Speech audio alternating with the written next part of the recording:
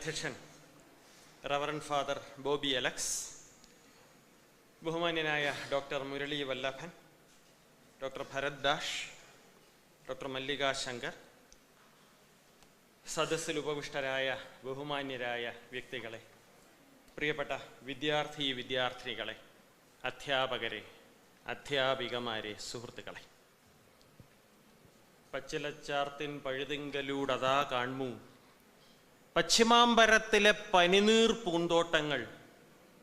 ഇത്രയും സൗന്ദര്യം ഞാൻ നുകരാൻ തുടങ്ങിയിട്ട് എത്ര നാളായി, എന്നിട്ടിനിയും തീർന്നില്ലല്ലോ എന്ന കവിവചനത്തെ അന്വർത്ഥമാക്കുന്ന മനോഹരമായ കുട്ടിക്കാലത്തിൻ്റെ വിളക്കായി, വെളിച്ചമായി, മണിദീപമായി പരിലസിക്കുന്ന ഈ വിദ്യാലയത്തിൽ നടക്കുന്ന അന്തർദേശീയ സെമിനാറിൽ പങ്കെടുക്കാൻ കഴിയുന്നതിലെ സന്തോഷം, അവാച്യമായ ആനന്ദാനുഭൂതി ഞാൻ ആദ്യമായി രേഖപ്പെടുത്തിക്കൊള്ളട്ടെ.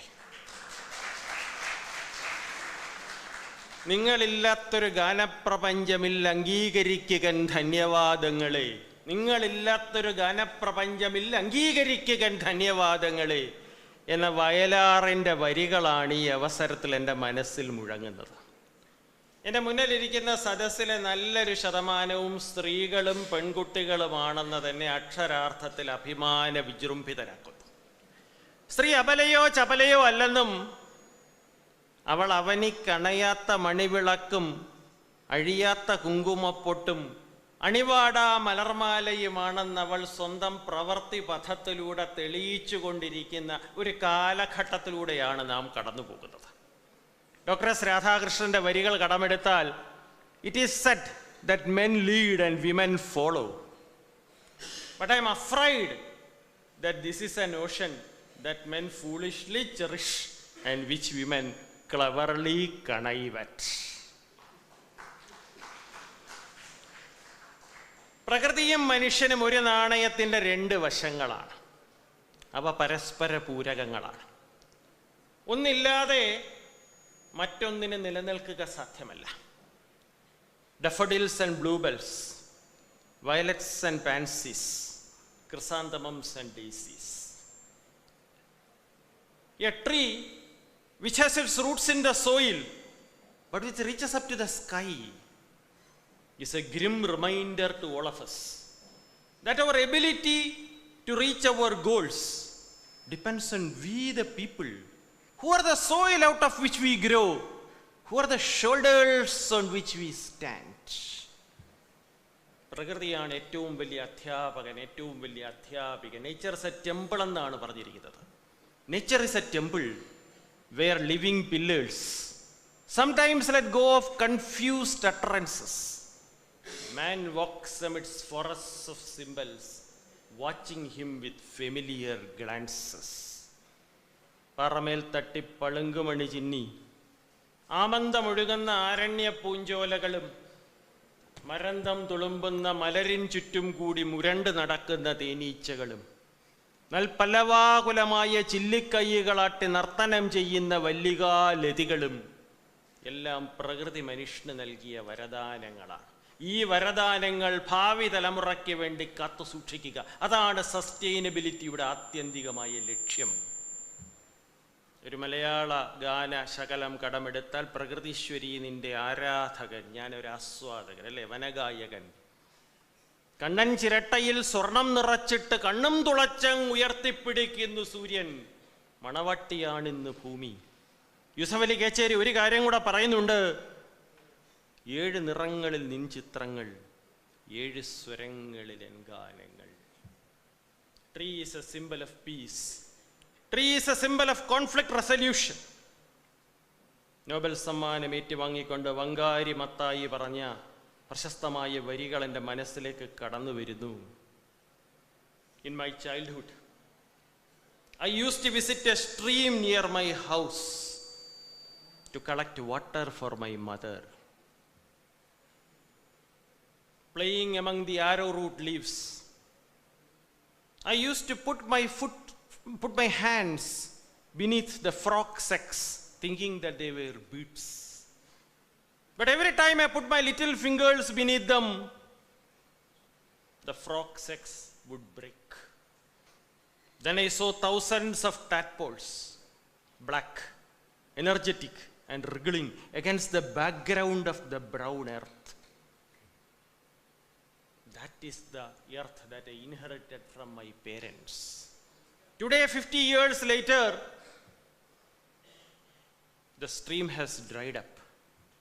Women walk long distances to fetch water, which is not always clean. And the tadpoles are gone. The challenge is to restore the home of the tadpoles and to give back to our children a world of beauty, a world of wonder. അതുതന്നെയാണ് sustainable governance എന്ന് ആത്മാർത്ഥമായി വിശ്വസിക്കുവാൻ ഞാൻ ഈ അവസരം വിനിയോഗിച്ചു കൊള്ളട്ടെ. ഇന്ത്യക്ക് വളരെ മഹത്തായ ഒരു എൻവയൺമെന്റൽ ജൂറിസ്പ്രുഡൻസ് ഉണ്ട്. 1972 സ്റ്റോക്ക്ഹോം കോൺഫറൻസിൽ അന്നത്തെ പ്രധാനമന്ത്രി ശ്രീമതി ഇന്ദിരാഗാന്ധി പറഞ്ഞ വരികൾ, is not poverty the biggest polluter. 1974 നിലവിൽ വന്ന വാട്ടർ ആക്ട്, അത് പ്രകാരം നിലവിൽ വന്ന പൊല്യൂഷൻ കൺട്രോൾ ബോർഡുകൾ, 1981 air act, 1984 unfortunate Bhopal gas tragedy, methyl isocyanate Union കാർബൈഡിൽ നിന്ന് വമിച്ചപ്പോൾ നിരവധി സാധു മനുഷ്യർക്ക് ജീവൻ നഷ്ടപ്പെട്ടു.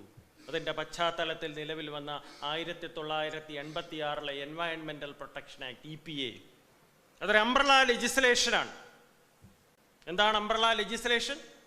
ആ ലെജിസ്ലേഷൻ്റെ കീഴിൽ നിരവധി റൂളുകൾ നിലവിൽ വന്നിട്ടുണ്ട്. ഡെലിഗേറ്റഡ് ലെജിസ്ലേഷൻ, അതിലൊന്നാണ് ദഹാനു താലൂക്ക നോട്ടിഫിക്കേഷൻ, വേറൊന്നാണ് ഫ്ലൈ ആഷുമായി ബന്ധപ്പെട്ട റൂൾസ്, വേറൊന്നാണ് കോസ്റ്റൽ റെഗുലേഷൻ സോൺ നോട്ടിഫിക്കേഷൻ, മറ്റൊന്നാണ് municipal solid waste management and handling rules 2000.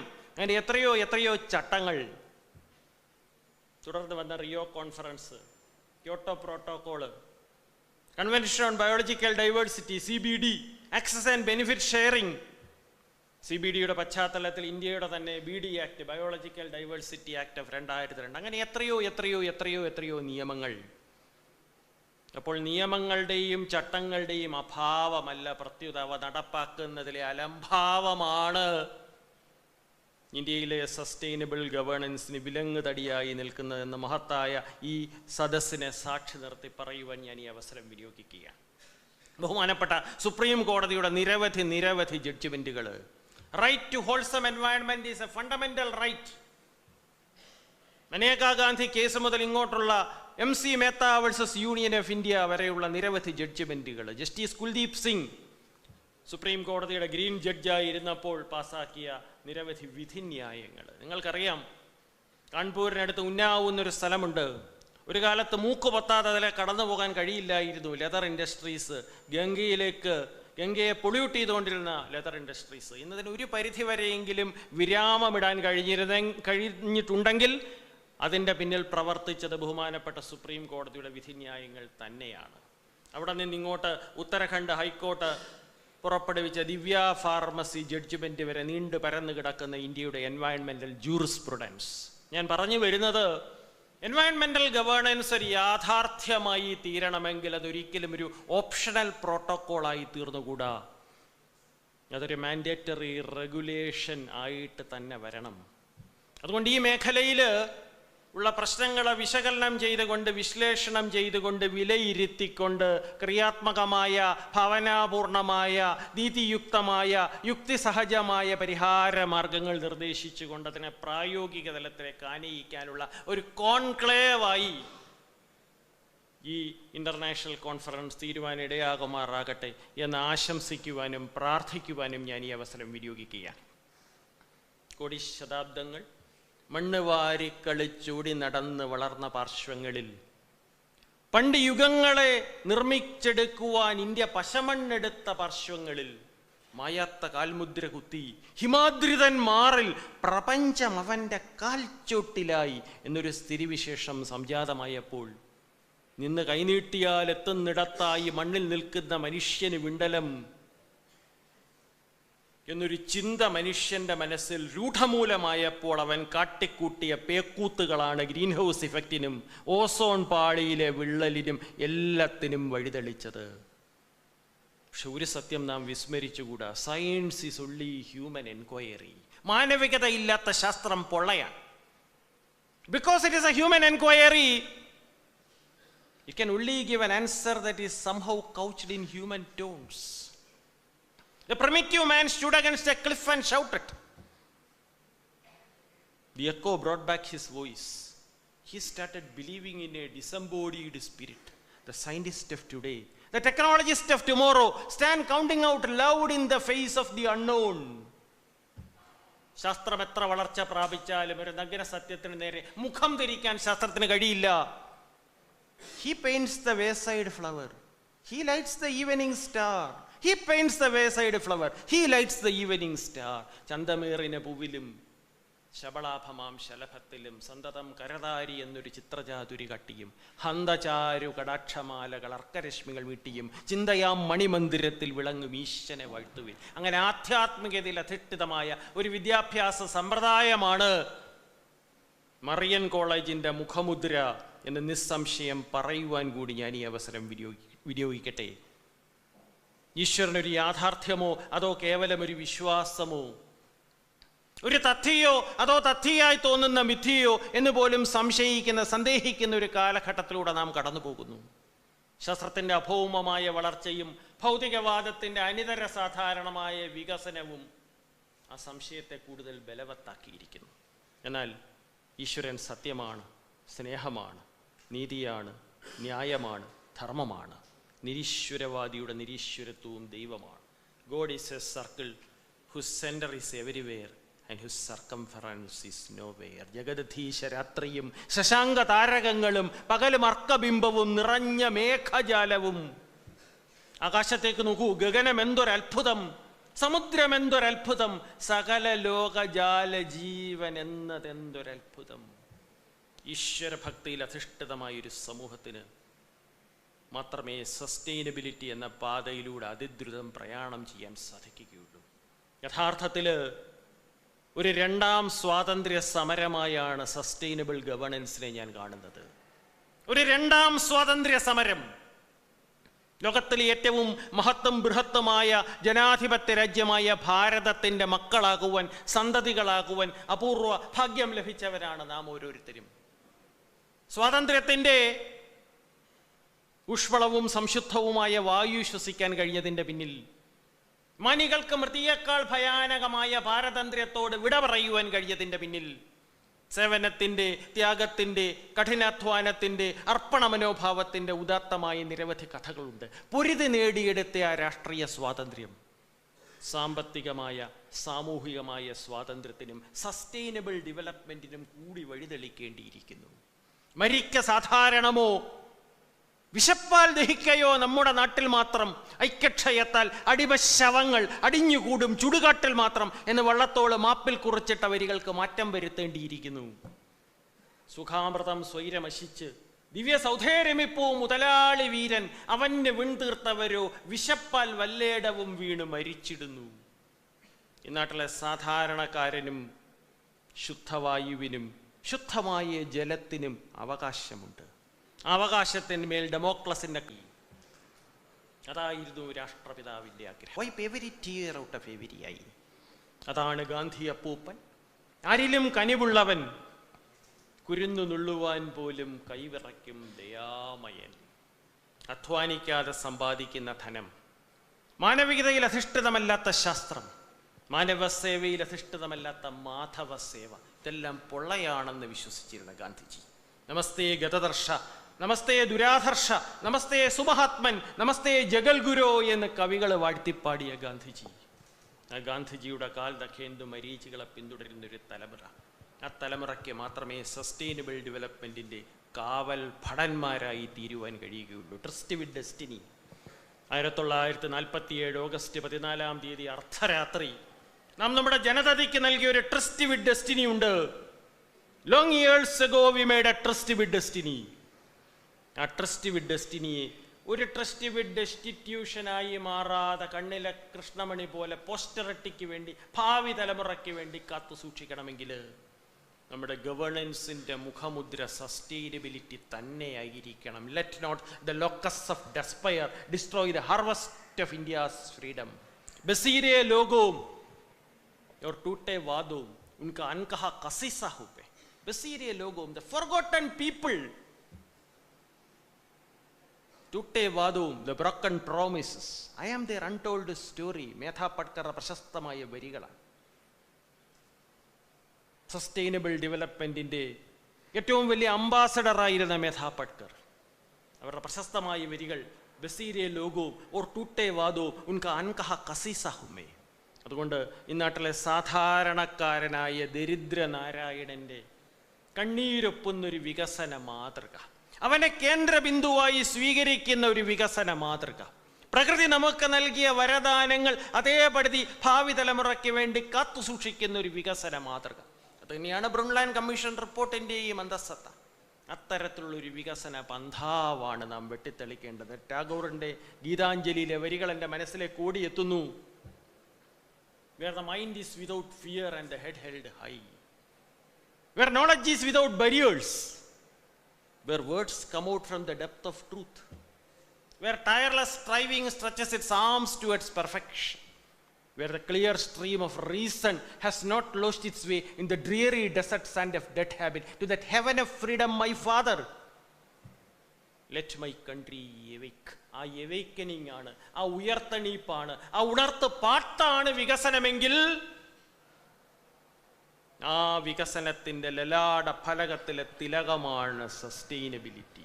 പ്രകാശത്തിന്റെ കൈവിരലുകൾ കൊണ്ട് എഴുതിയ ഒരു കവിതയാണ് സസ്റ്റൈനബിലിറ്റി. പ്രകാശത്തിന്റെ കൈവിരലുകൾ കൊണ്ട് എഴുതിയ കവിത, മനുഷ്യത്വത്തിന്റെ, സ്നേഹത്തിന്റെ, സാഹോദര്യത്തിന്റെ അധര സിന്ദൂരം കൊണ്ട് എഴുതിയ ഒരു കഥയാണ് സസ്റ്റൈനബിലിറ്റി. മഴ മണ്ണിനോട് എന്താണോ ചെയ്യുന്നത്, മഴ മണ്ണിനോട് എന്താണോ ചെയ്യുന്നത്, അതാണ് സസ്റ്റൈനബിൾ ഡെവലപ്മെന്റ് മാനവരാശിയോട് ചെയ്യുന്നത്. അതിൻ്റെ ആഖ്യാന ശില്പം ക്ഷേത്ര കലയുടെ സൂക്ഷ്മ സുഭഗതയാണ് പ്രകടിപ്പിക്കുന്നത്. അതിൻ്റെ ആഖ്യാന ശില്പം ക്ഷേത്ര കലയുടെ സൂക്ഷ്മ സുഭഗതയാണ് പ്രകടിപ്പിക്കുന്നത്. പി കെ ബാലകൃഷ്ണൻ തൻ്റെ ഇനി ഞാൻ ഉറങ്ങട്ടെ എന്ന ഗ്രന്ഥത്തിൽ കുറിച്ചിട്ട വരികൾ കടമെടുത്തുകൊണ്ട് ഞാൻ എൻ്റെ പ്രസംഗം ഉപസംഹരിക്കാം. സഹസ്രയുഗങ്ങളായി തൻ്റെ വക്ഷസ്സിൽ നിന്നും തൻ്റെ നെഞ്ചിൽ നിന്നും നിത്യേന സൂര്യബിംബത്തെ ആകാശത്തേക്ക് തൊടുത്തു വിടുകയും പ്രപഞ്ചത്തിൻ്റെ അവിരാമമായ വൃദ്ധക്ഷയ പ്രക്രിയയ്ക്ക് ശ്രുതി ചേർത്ത് പ്രവഹിക്കുകയും ഹിമവദ്ഗിരിയുടെ കരളലിഞ്ഞ് വാർന്ന കണ്ണീരിനെ ദുഃഖാർത്തനായ മനുഷ്യൻ വാർക്കുന്ന കണ്ണീരിനോട് കൂട്ടിക്കലർത്തി ഒഴുക്കുകയും ചെയ്യുന്ന ഗംഗാപ്രവാഹത്തെ നിർമ്മലമാക്കി ഭാവി തലമുറയ്ക്ക് കൈമാറാനുള്ള ബാധ്യത നാം ഓരോരുത്തരുടെയും ചുമലിലുണ്ട്. മന്ദാകിനി ഫതിന ഗോയ കണ്ഠേ മുക്താവലി കണ്ഠഗതേവ ഭൂമേ ഇന്ന് രാമചരിത മാനസത്തിൽ വർണ്ണിച്ച ഗംഗാ നദി. അതുകൊണ്ട് ആ ഉത്തരവാദിത്വം നാം ഓരോരുത്തരും നിർവഹിക്കും എന്ന് രക്തം കൊണ്ടും ഹൃദയം കൊണ്ടും ബദ്ധപ്രതിജ്ഞരാകുന്ന നല്ലൊരു വേദിയായി ഈ മറൈൻ ഇൻസ്റ്റിറ്റ്യൂട്ട് ഓഫ് മാനേജ്മെന്റ് സംഘടിപ്പിക്കുന്ന ഈ സെമിനാർ തീരുവാൻ ഇടയാകുമാറാകട്ടെ എന്ന ആർത്തത്രാണപരായണനായ ജഗന്നിയന്താവിനോട് പ്രാർത്ഥിച്ചുകൊണ്ട് in some faint dawn, in some dim eve, like a glister of light, like a dream of delight. In some faint dawn, in some dim eve, like a gesture of light, like a dream of delight. May this international conference attain its solemn objectives എന്ന് മാത്രം ആശംസിച്ചുകൊണ്ട് ഗഗനകൂടാരം തുറന്നു നീ നോക്കുക, ഒന്നകലെയെങ്ങാനും പ്രകാശമുണ്ടോ? ആ സസ്റ്റൈനബിലിറ്റിയുടെ പ്രകാശം ചെന്നപാരതയുടെ കൈകളിൽ പിടിക്കുവാൻ എന്ന പോൽ സമാന്തരം പായുന്ന പാളങ്ങളെ, റെയിൽ പാളങ്ങളെ പുലരിക്കതർ വന്ന് മുന്നമേ പരത്തുന്ന പുതിയ വെളിച്ചമീ ഞങ്ങളിൽ പകരുന്നു. ആ സസ്റ്റൈനബിലിറ്റിയുടെ തിരുനാളങ്ങളും തീപ്പന്തങ്ങളും എൻ്റെ തലമുറയിൽ നിന്നും നിങ്ങളുടെ തലമുറയിൽ നിന്നും ഈ കുഞ്ഞുങ്ങളുടെ തലമുറയിലേക്ക് കൈമാറുന്നൊരു വേദിയായി ഈ സെമിനാർ തീരുവാൻ ഇടയാകുമാറാകട്ടെ എന്ന് മാത്രം ആശംസിച്ചുകൊണ്ട് എല്ലാവിധ ഭാവുകങ്ങളും നേർന്നുകൊണ്ട് ഒരിക്കൽ കൂടി ഇടുക്കി എന്നെ സംബന്ധിച്ചിടത്തോളം കർമ്മഭൂമിയാണ്. ഒരു വട്ടം കൂടി എൻ ഓർമ്മകൾ മെയ്യുന്ന തിരുമുറ്റത്തെത്തുവാൻ മോഹം. ആ തിരുമുറ്റത്തെത്തുവാൻ എനിക്കൊരു മഹാഭാഗ്യം നൽകിയ ഈ ചടങ്ങിൻ്റെ സംഘാടകർക്ക്, വിശിഷ്യ ബഹുമാന്യനായ ഡയറക്ടർക്കും ബഹുമാന്യനായ മാനേജർ അച്ഛനും ഹൃദയത്തിൻ്റെ ഭാഷയിൽ അകൈതവുമായ ഹൃദയംഗവുമായ നന്ദി രേഖപ്പെടുത്തിക്കൊണ്ട് എന്നിലർപ്പിതമായ കർത്തവ്യം നിർവഹിച്ചതായി വിനയത്തിൻ്റെ ഭാഷയിൽ ദൈവനാമത്തിൽ പ്രഖ്യാപിച്ചുകൊണ്ട് ഞാൻ എൻ്റെ വാക്കുകൾ ഉപസംഹരിക്കുന്നു. നിങ്ങൾക്ക് എൻ്റെ വിനീതമായ thank you sir. And please remain on stage, please. At this moment, we would like to extend our sincere gratitude to our esteemed chief guest for honoring us with his presence today. I request Very Reverend Father Bobby Alex Mannampalakal to kindly present a token of appreciation to Dr. Raju Narayan Swami IAS. സന്തോഷം.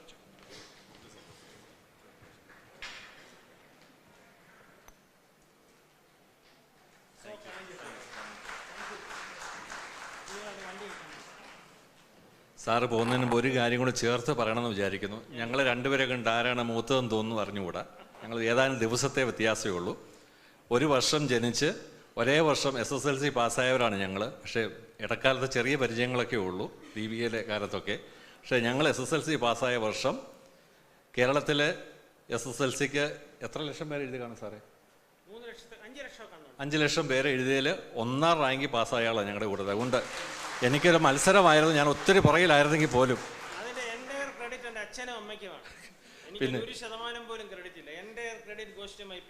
പിന്നെ pre ഡിഗ്രിക്ക് 1ാം rank, യൂണിവേഴ്സിറ്റിയിൽ ഡിഗ്രിക്ക് 1ാം rank, UPSC national civil service എക്സാമിനേഷനിൽ കേരളത്തിൽ നിന്ന് ദേശീയ തലത്തിൽ 1ാം റാങ്ക് വേണ്ടി പാസ്സായി. Thank you. ഈ മനുഷ്യനാണ് ഇത്ര എളിമയോടുകൂടി ഇവിടെ വന്നിരിക്കുന്നത്. നമുക്ക് ഒത്തിരി അഭിമാനം, ഒത്തിരി സന്തോഷം. സാറിന് ഇനിയുള്ള സേവനകാലവും അതിനു ശേഷവും ഉള്ളത് ഈ നാടിനും നമുക്കെല്ലാവർക്കും കൂടുതൽ കൂടുതൽ ഉപകാരപ്പെടുന്ന ഇടയായിട്ട് മാറട്ടെ എന്ന് ആശംസിക്കുകയും പ്രാർത്ഥിക്കുകയും ചെയ്യുന്നു.